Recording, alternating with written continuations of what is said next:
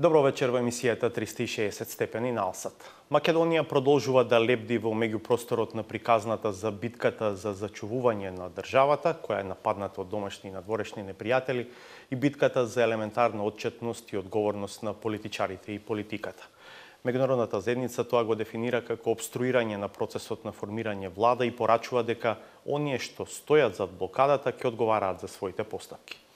Што е она што и во вакви околности упорно го тера наводно прозападно ориентираниот лидер на ДУИ Али Ахмети да става знак на равенство меѓу оние што обструираат и оние што се обструирани? Што се крие за изедначувањето на ВМРО, ДПМН и СДСМ во одговорноста за излез од сегашната ситуација? Вечерва во 360 степени ја поканивме универзитетската професорка по политичка теорија Ана Чупеска, која ги проучува феномените на етнокултура, мултикултурализам и потрага по консензус во мултикултурните општества. И истражувачот Љупчо Петковски од Центарот за европски стратегии Евротинк, чиј интерес е национализмот, популизмот, но и европската интеграција. И вечерва ќе видиме нова саботажа. Бидете со нас, дебатата е по кратката пауза.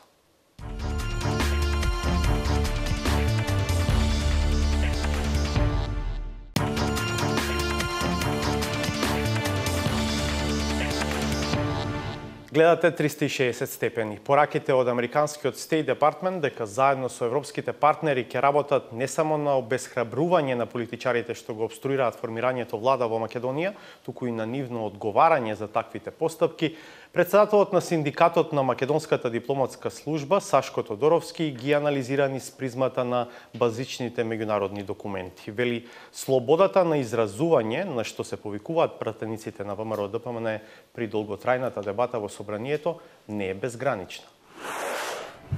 Во Македонија некако изгледа дека се уште има луѓе кои веруваат на тие флоскули, дека се работи за слобода на говорот и дека не е блокирано собранието, туку ете се одвива некоја најнормална дебата. Таквото нешто не поминува ниту во западните кругови, а уште помалку во Стейт Департманот. Јас издвоив конкретно и од Европската конвенција за човекови права и од Универзалната декларација дека правото на изразување воопшто не е некое неограничено право. Напротив, во Конвенцијата за човекови права се даваат дури 8 причини поради кои може да се попречи наводното слободно изразување на мислење, и тоа почнувајќи од националната безбедност, територијалниот интегритет, па се до она што значи попречување на нормалното функционирање на една држава. На истата линија и Универзалната декларација која вели дека секој има должности кон заедницата.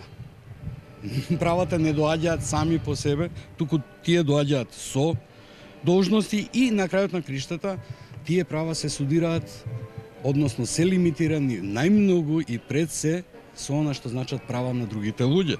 Па да дури ќе се каже дека такви ограничувања какви што се определени со закон со единствена цел да се осигура должното признавање и почитувањето на правата и слободите на другите. Значи, ако се такви многу јасни, императивни принципи на меѓународната заедница, известно е дека една Европска унија и една САД нема и не може дури да сакаат, не може да поверуваат на некакви флоскули, пропагандни флоскули што ги продаваат пратениците на ДПМН. И следствено, ако тоа се каже еднаш, два пати, три пати, и тие исти пратеници се прават како да не сваќаат за што се работи, иако јас мислам дека е тоа чиста глума, едноставно речено, Стейт Департманот сметал дека требало да ги каже најотворено и да ги зачини со малку индивидуална закана.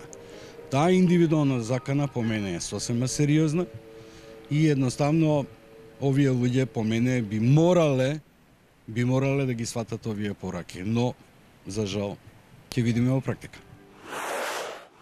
Послушнавме ставот на Сашко Тодоровски. Вечерва во студиото се Ана Чупеска-Станишковска, доцент на политичките студии на Правниот факултет. Благодарам што сте со нас. Фала на поканата и на вас. И Љупчо Петковски, истражувач во Центарот за европски стратегии Евротинк. Тој е помново. Старото име на организацијата е Македонски центар за европско образование. Благодарам и за вас. Имаме двајца теоретичари на политиката, како велите Чупеска, двајца што знаат и можат да кажат како... Повеќе за моралните консидерации и политиката, а помалку за реалитетот. Добро, не е лошо понекогаш да се зборува и за тоа. Тоа повеќе шала беше.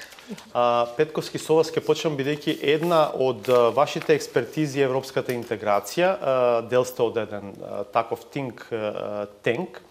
Дали е ова максимумот во јавните пораки кои што може да се слушнат од меѓународни представници во однос на состојби во држава која што сака да се нарекува себе си демократска, пред евентуално да се преземат некакви поконкретни дејства?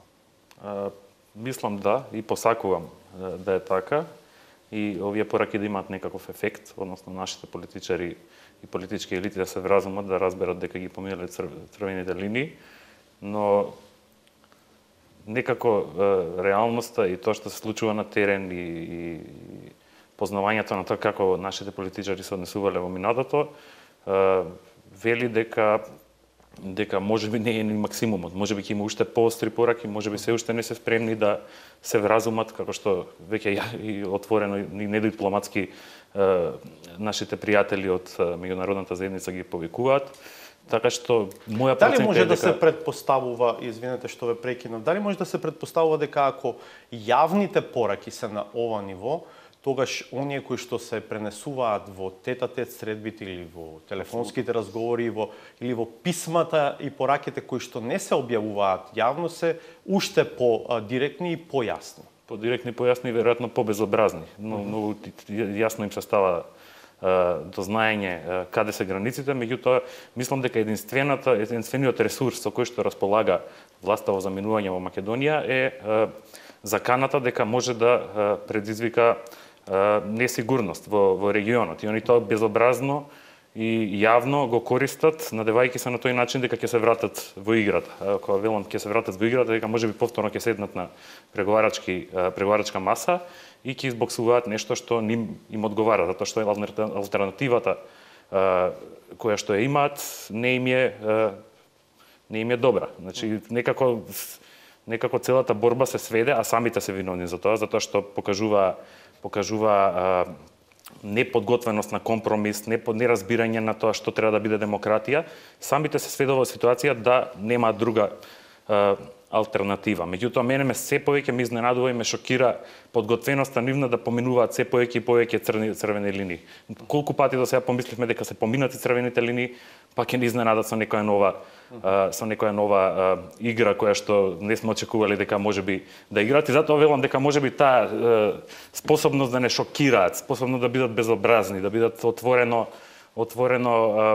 антидемократски настроени, можеби единствениот ресурс со кој што располагаат во моментот. Надевајќи се дека тоа ќе ги некако и странците натера, нели, па затоа се праќаат тие пораки дека Балканот има една искра може да го запали, па и така натаму. Надевајќи се дека странците некако ќе ги вратат во игра, која што би значало дека ќе се спасат од одговорност.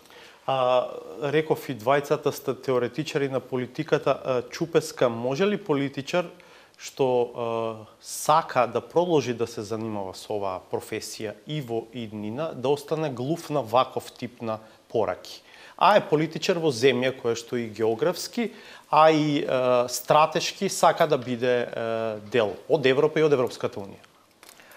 Очигледно дека може, иако тоа се разбира дека според сите цивилизацијски и демократски стандарди е неприфатливо во ниедна варијанта, бидејќи во една демократска држава минимумот што се очекува е мирен трансфер на власта по непосредни избори на кои што има убедливо мнозинство. Од тука расчекорот помеѓу она како треба да биде и она како е, очигледно дека е огромен и за жал оправдани се некои од критиките и забелешките дека овие постапки на узурпаторската власт, би се рекло, и сите органи што во моментов практички раководат подлежат освен на политичка одговорност и меѓу другото и на кривична одговорност.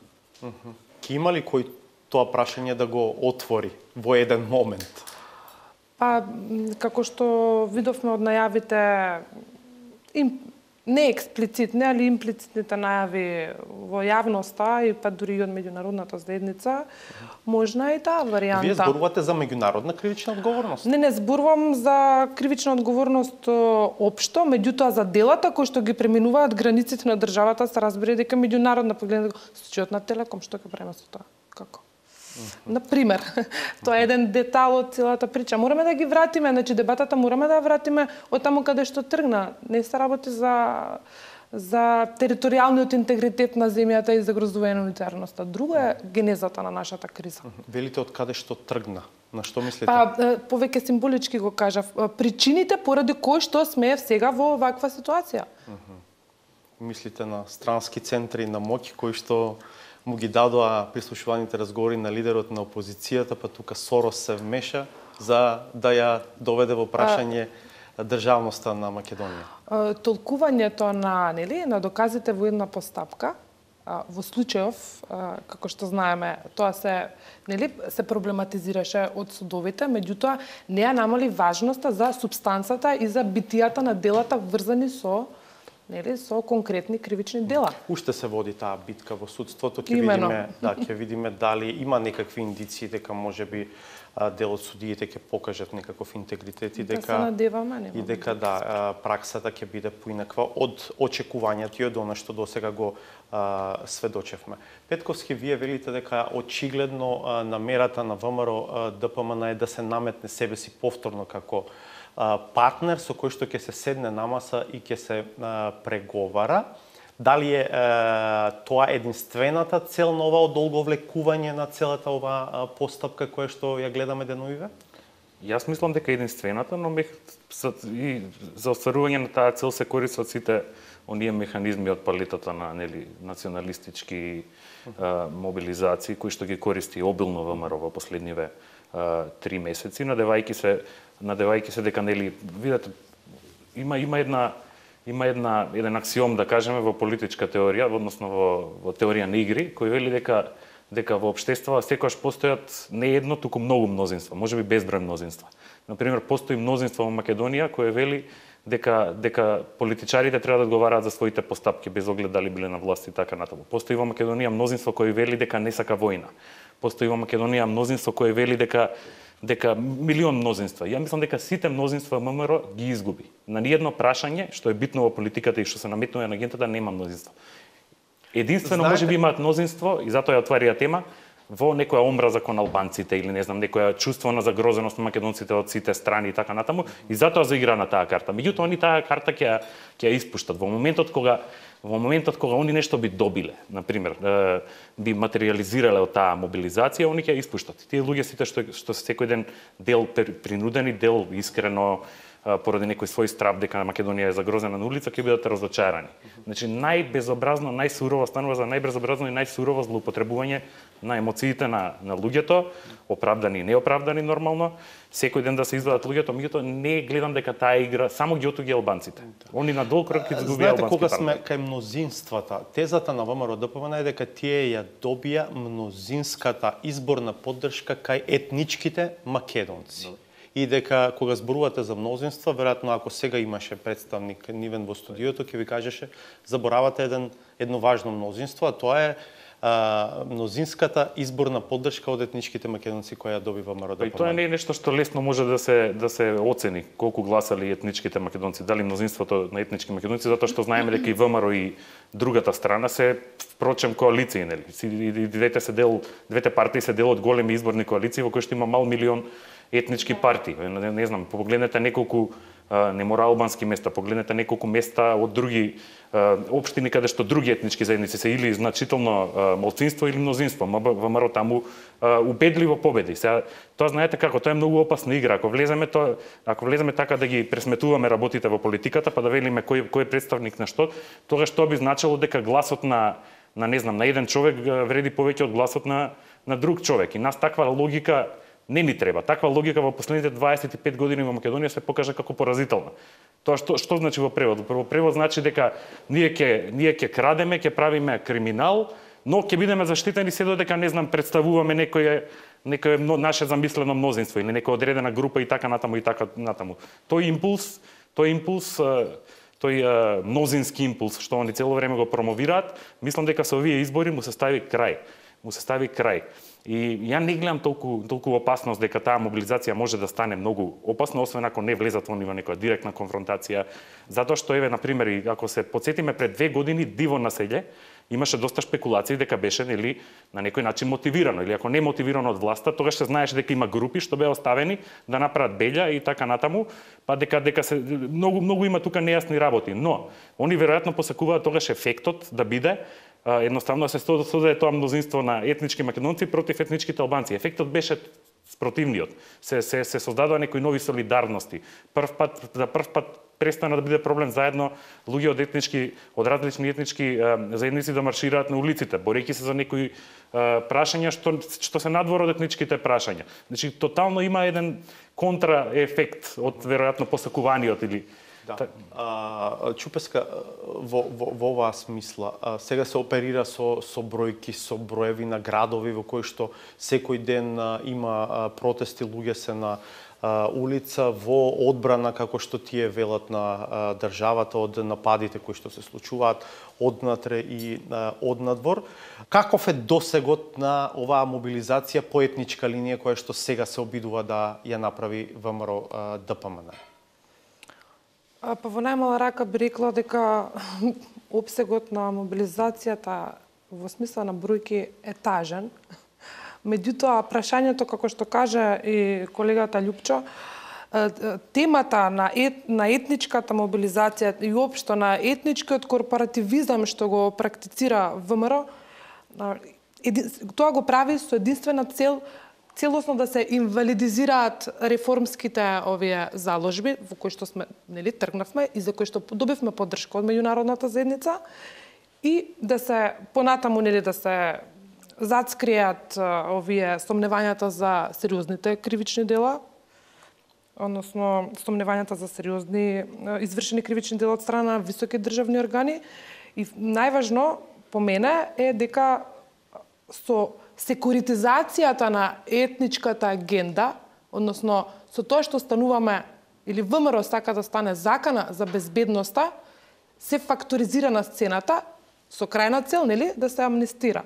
Сега па мора со нив да се преговара, па нив да ги молиме, па ама дајте власта и така натаму. Значи во тој правец, зошто тоа се случува? Тоа се случува само за да се смени и мислам дека делумно успешно дури и во по-прогресивната јавност таа пропаганда даде резултат за изненадување многумина, условно кажа, наседнаа на агендата за платформата, затоа што целта беше да се направи когнитивен преокрет, односно преокрет на јавноста, како што кажав и претходно, наместо да се бавиме со важните прашања, да се бавиме со некои непостоечки агенди, кои што во ниедна рака не бија загрозиле унитарноста на земјата. Добро, овде ќе направиме уште една пауза, отвораме, мислам, интересен корпус прашања за кои што ќе продолжиме да разговараме по паузата. Ви благодарам за сега, ве поканувам да бидете налсат.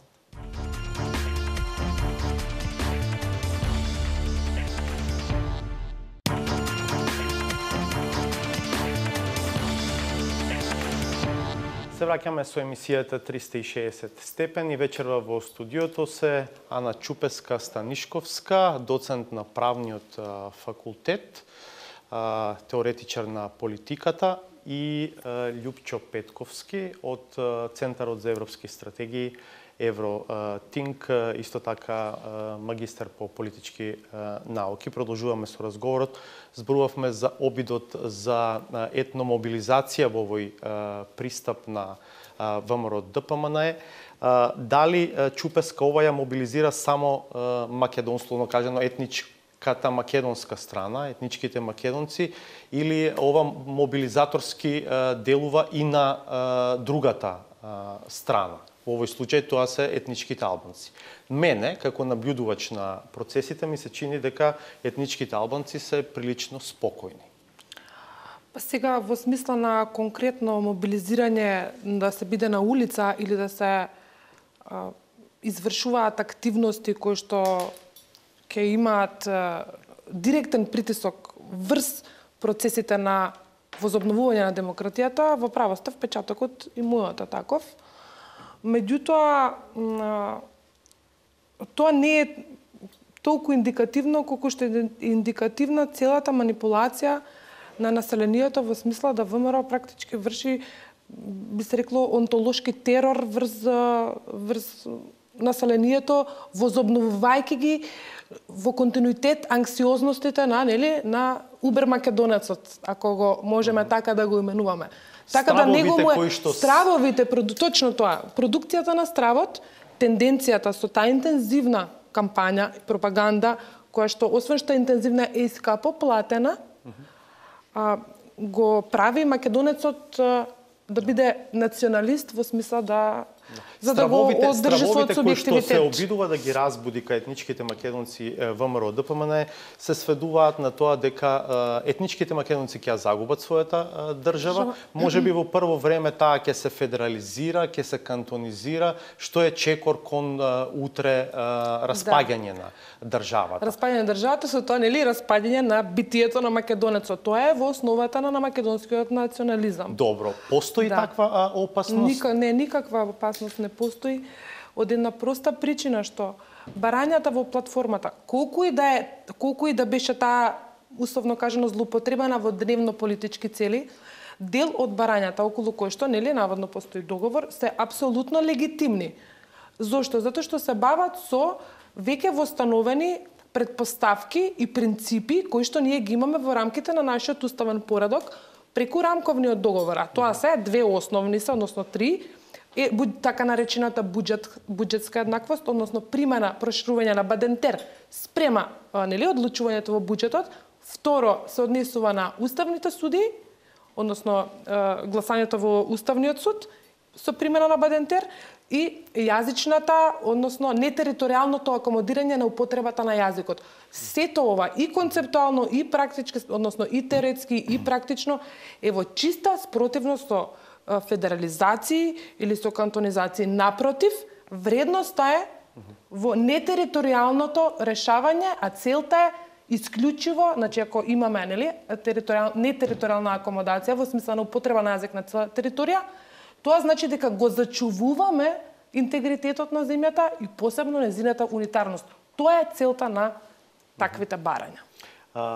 Вашиот став во однос на овие теми кои што ги отворивме и околу мобилизацијата на албанците како контратежа на ова што како обид се случува на другата страна и обидот да се разбудат стравовите кај етничките македонци. Да, апсолутно. Често размислував како би јас лично би реагирал да бев албанец, мнозинството да бидам дел од заедница која е не мнозинска и да гледам дека мнозинската заедница, односно добар дел од мнозинската заедница се мобилизира околу националистичка тема против, на пример, мене и би се чувствувал лошо и веројатно би реагирал полошо од тоа што гледаме од тоа како реагираат и албанските политички елити, а богами и обичните граѓани албанци, некако се доста релаксирани и мислам дека тоа се должи на едно искуство во последниве 30 на години, во кое што научија дека често пати може би биле на таква мета на такви напади, на такви мобилизации, едноставно се доста порелаксирани, сваќа дека тоа нема ништо да донесе. Може би си велат дека им пројде оваа детска болест на нашите сограѓани, ќе ги олат главите и така натаму и така натаму. Мене ми е би зел еден пример. На пример, доста се во тие мобилизации се говори за попис.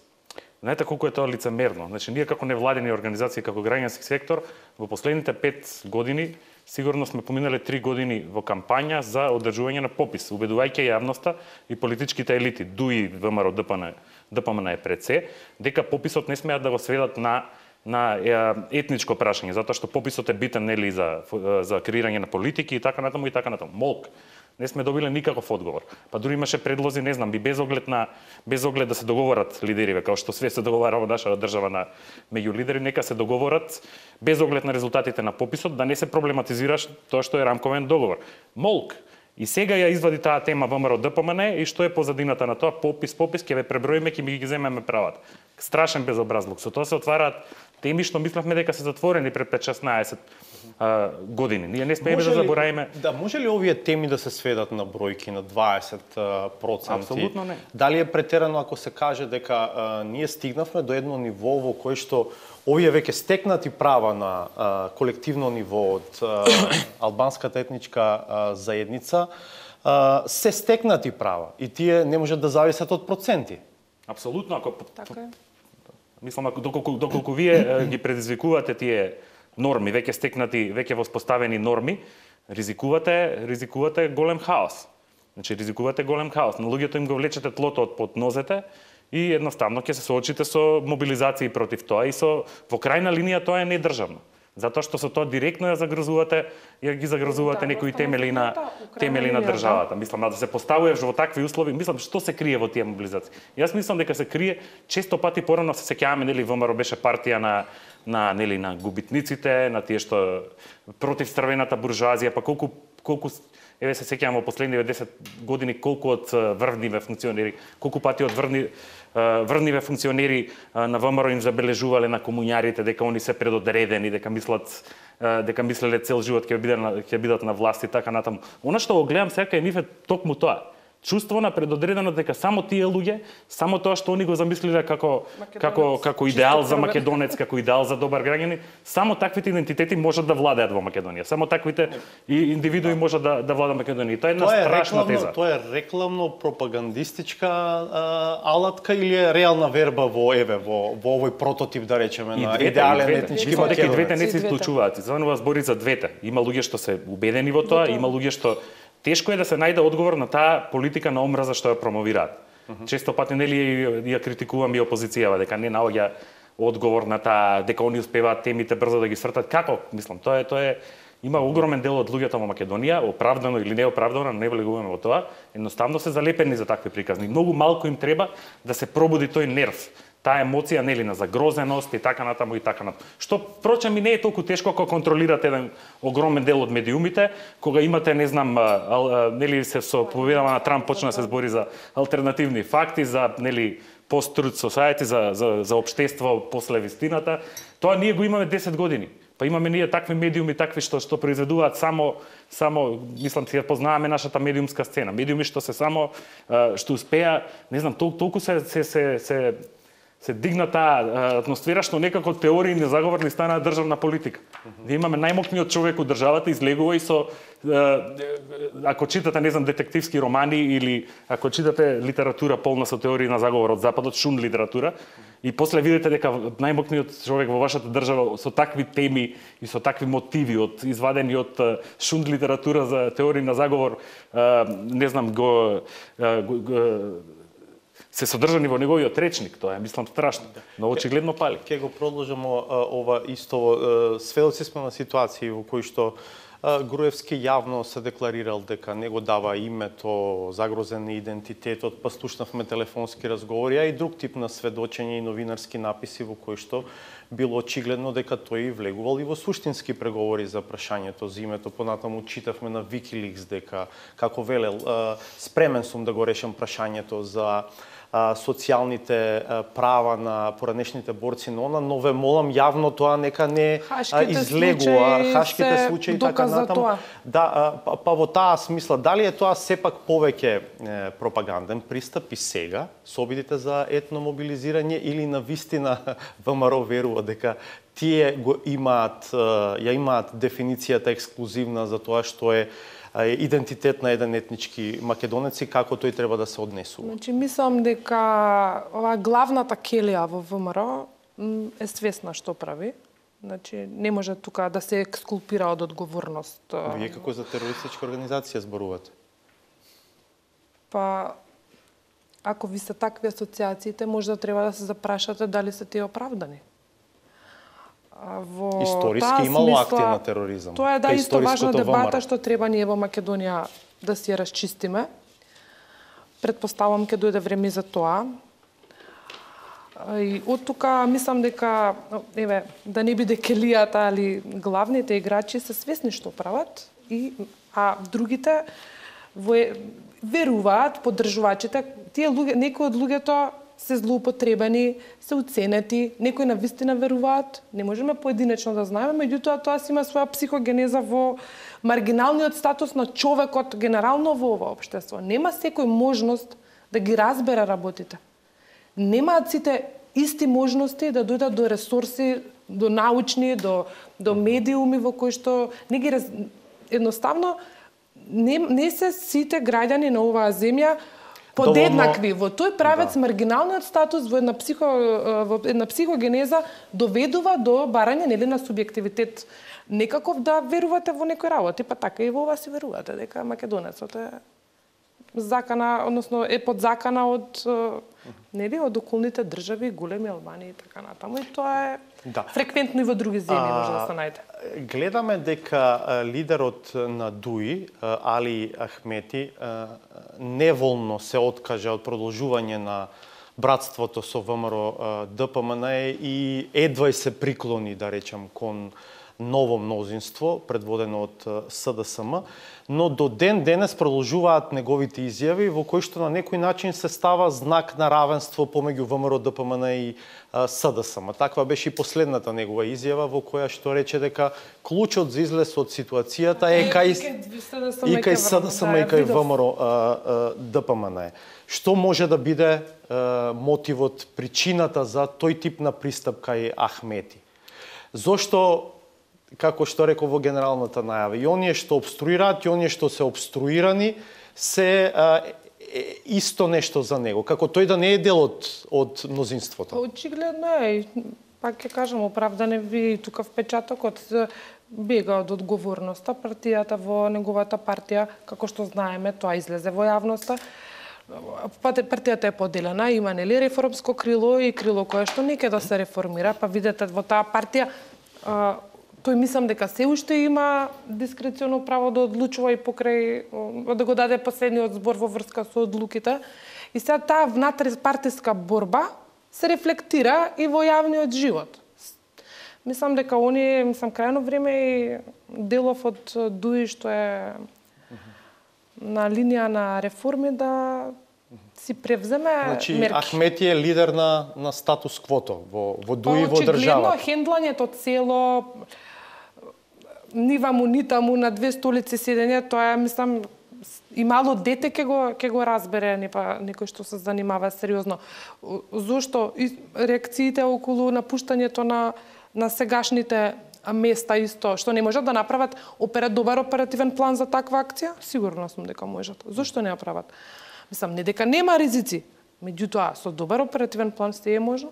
Затоа има способни, мислам, има луѓе кои што се кадри тоа да го смислат. Петковски, вие што мислите за односот на ДУИ кон ситуацијата? Нели ако критериумот за Иако јас кога велам ДУИ навистина пред се мислам на Ахмети, иако се согласувам дека сега раководството на ДУИ е една хетерогена структура и таму не може да се зборува за една структура под едно водство.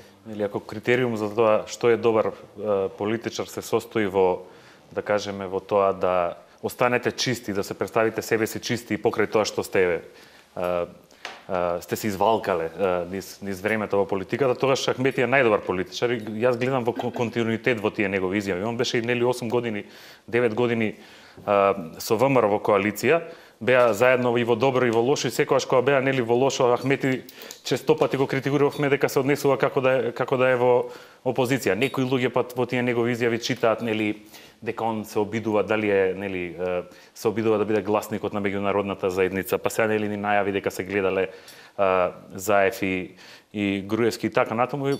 Луѓето се махери. Луѓето се политички махери, но мислам дека не научи една лекција. Не ја научија, очигледно не ја научиле. Изгубија половина од своите гласови, играјки на националистичка карта, играјки на тоа, на големото албанство, на албанството, на етничките права, и они се уште се во шок, и од тој шок не изведоа заклучок дека можеби нивните гласачи што ги изгубија затоа што не застана на правата страна. Тоа не е правата на страната на СДСМ, тоа е страната на правдата во Македонија, на тоа во оваа држава да почнат да се казнуваат политичарите што правеле грешки. Сега колку време ќе им треба да ја научат? Ахмети веројатно најдобро пливаа во тој етнички антагонизиран политички дискурс кој што заедно со Груевски го креира и го прилагодува. Заедно палеа ситни пожари, палеа ситни пожари, потоа ги гасеа, па се нели беа пожарникари, фактори на стабилност, па тој говор нели и сега кога има најави за некаков нов дискурс во кој што албанци гласаат за доминантно македонска партија, веројатно надуимува тешко и на Ахмети да се прилагодат во оваа ситуација. Вие препознавате обиди за копирање на она што Ердоган го прави во Турција овде?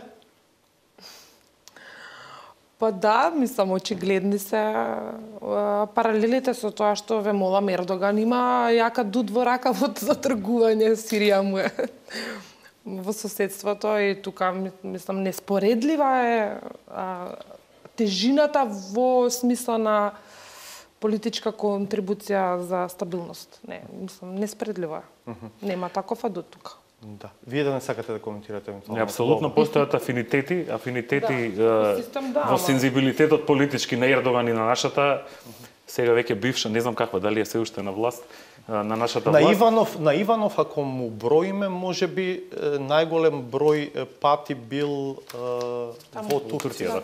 За овие мандат и пол, колку што е председател на државата. Најчесто патува во Турција и во Унгарија. Се знае дека тоа се сепак земји што се дел, да кажеме, од таа илиберална или авторитарна интернационала, различна геополитичка позиција, имаат различни се помоќ, меѓутоа апсолутно постојат некои афинитети и едноставно сличните си се наоѓаат. Но не верувам дека нашата власт во заминување е доволно моќна да се наметне кој што се наметнал Ердоган. Една причина е што сепак станува збор за преголема земја со многу битна геополитичка позиција, може да ја запали Европа со едно дигање на границите и така натаму. Ние сме толку беззначајни што дури капацитетот за правење белја во Европа, белја што би го привлекла вниманието, па би ги седнала на стол е премал. И со тој ресурсите потребни за менаџирање на ваква криза како нашата.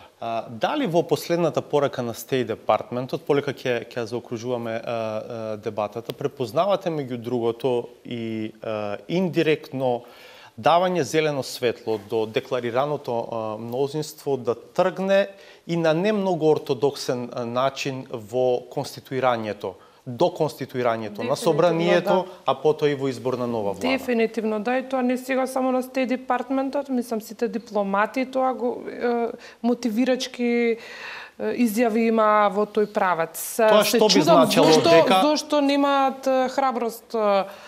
Да, дали ми се чини дека им недостасува храброст.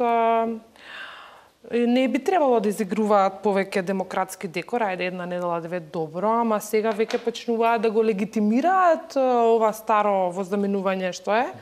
Каков ефект има ова одолговлекување кон поддржувачите на промената на власта во Македонија? Се разбира, демотивирачки има 700.000 луѓе се во прашање, они имаат обврска да формираат влада. Значи, обврска имаат. Кој ги гласал нив, јас меѓу другите, очекуваме од нив. И јавноста, и Европската унија, значи, очекуваме промени. Не сме ги гласале затоа што се убави. Дали сте вие исто приврзаник на оваа теза, дека мнозинството треба похрабро да влезе во етаблирање? Предпазливо сепак, но похрабро, затоа што мислам дека времето не им оди во прилог.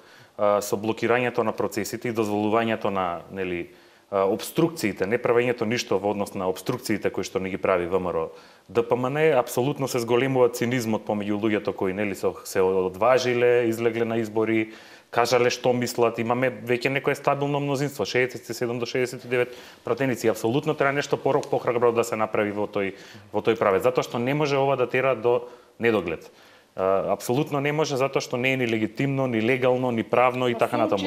Мора да таа игра да се промени, едноставно да се превземе новото мнозинство да ја превземе иницијативата и за тоа да бара меѓународна поддршка. Гледаме дека и сигналите одат во тој правец. Сега прашање е, тука има некои стравови колку е спремен, нели денес има и шпекулации доста дека, не знам, Иванов е дури спремен воена состојба да прогласи. Јас лично не верувам во тоа. Лично не верувам. Воена состојба според уставот е врзана со директна воена агресија од надвор. И сега Господ знае, може и да се инсценира такво нешто. Може алтернативни факти да се направат. Може ли во тој контекст да се анализира и она што УЈП, финансиската полиција, па и обвинителството им го прават на дел од невладините организации, меѓу другото и организацијата во која што вие делувате во овој период со проверката на фондовите и на начинот на кој што се трошени парите од донаторите?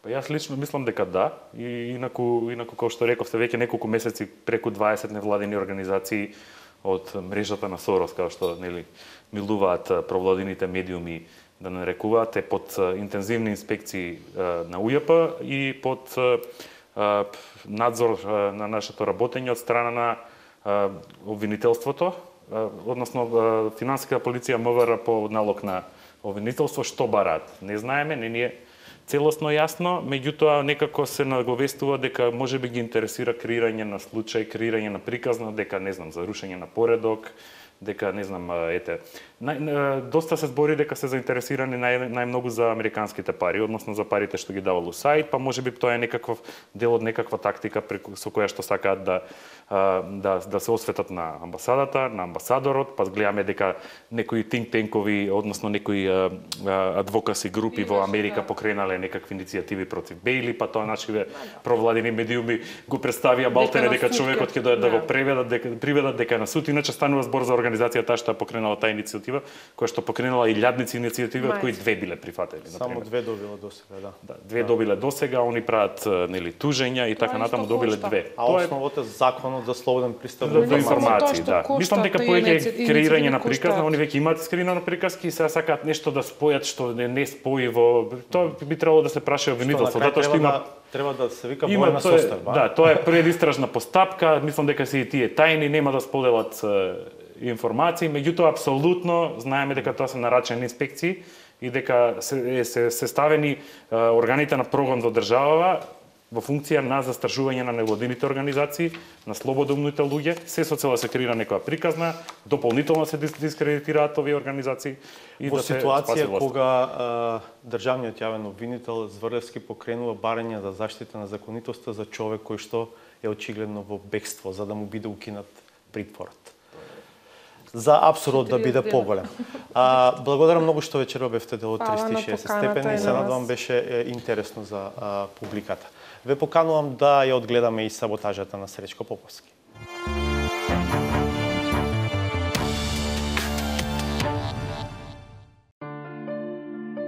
Не дека на ретроградниот не му треба модерен и урбан стил, но тоа не бива да го сугерираат бербери кои докажано на суво можат да го избричат собствениот политички образ без да им остане никаков белег.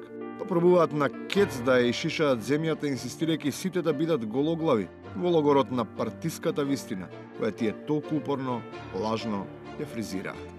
Одамна ти го збирам, што викаме ние, и за тоа те советувам. Земи уредно построиште, човече. Да не ти паѓа коста на очите, да не бидиш многу паметен. Таа должина понекогаш и не е доволен аргумент за квалитетот на содржината која се крие зад неа, бидејќи оние што цврсто држат до тој политички модерн стайлинг, дефинитивно имаат некои неверојатни и свежи сознанија за историските факти. Македонија е најстара Македонија не во Европа, него и во светот. На неа на највозрасната планетарна дама со политичка инструментализација се креира недоволно јасен родослов, па мора да биде подведувана и на културен фейслифтинг.